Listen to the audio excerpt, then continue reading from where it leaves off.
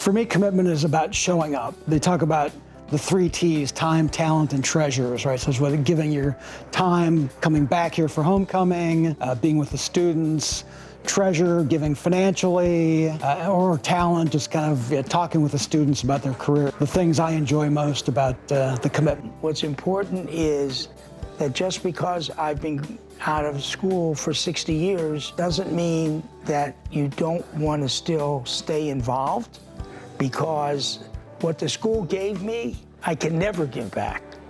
But if I can take bits and pieces, especially with students, kind of giving back in one small way, that is important to me.